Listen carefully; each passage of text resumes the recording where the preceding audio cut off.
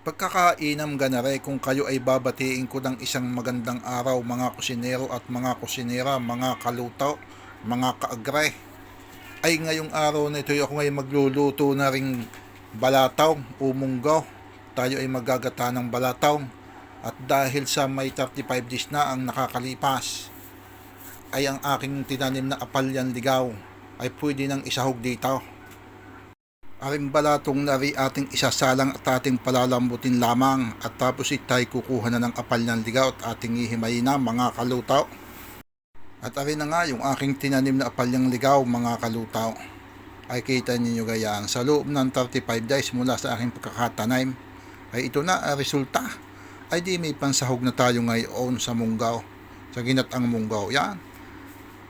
Ay ako'y nag-harvest na. O kita nyo gaya. Hindi nasa likod lang ng bahay namin yan mga kalutaw. Sa loob ng 35 days.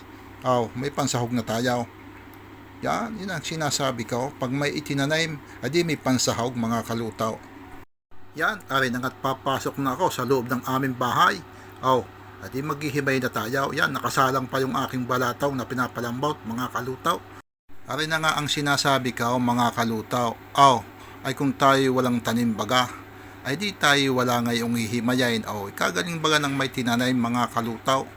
Di tayo may lulutuin ngayon. Yan, pagkatapos na rin himayain, ay di tayo dire-diretso na sa paglulutaw.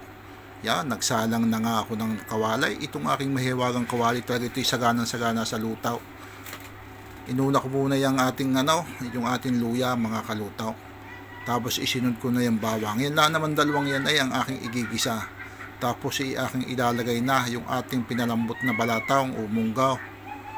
Mabilis lang naman lutuin yan mga kalutaw. Ganyan na ang kabilis yan. At pagkatapos natin yung igisa-gisang ganyan, ating imix-mix na ganyan, ay ihuhulog na natin yung balatong na yan.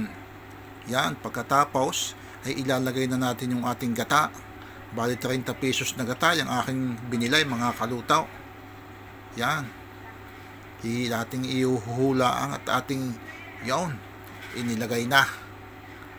Yan, pagkatapos nating i-mix ng konti ay di ating lalagyan na ng ating panghanghang na konti. Lalagyan natin ng paminta. Tapos lagyan natin ng isang kutsarang asin. Yan, isang kutsarang asin lamang, okay na yan. Pag kulang idadagdagan. Ako nga pala nag-add din dito ng papaya mga kalutaw. Masarap din ang may papaya. Pero mas mainam at napaka-inam na ilagay itong apalyan ligaw, yung dahon ng apalyan ligaw. Dinagdagan ko ng tubig at medyo malapot. Yung inihulog ko ngayon mga kaluto ay pork cube chicken. Yan ang apalyan ligaw, inihulog ko na. Yan ang pag yan ay naihalo natin at ibabaliktad lang ng konti ay luto na yan. Yan ang pinakamasarap mga kalutaw, ay manamis na mais. Yan ang sinasabing nasaan na ang mga lasang yan pag yan ang inyong natikman mga kalutaw. Siya, luto na ito. Pwede na tayong magtanghalian mga kalutaw. Abay, arin na. Ay ano pag ang hinihintay natin? Hindi tayo magtanghalian na mga kalutaw, ay kain na kayo. Talagang ito na ang sinasabi kong pinakamasarap na ulam sa tanghalian. Ginataang munggaw na may kasahog na apalyang ligaw, dahong apalyan ng ligaw. At saka may sapsap na binangay.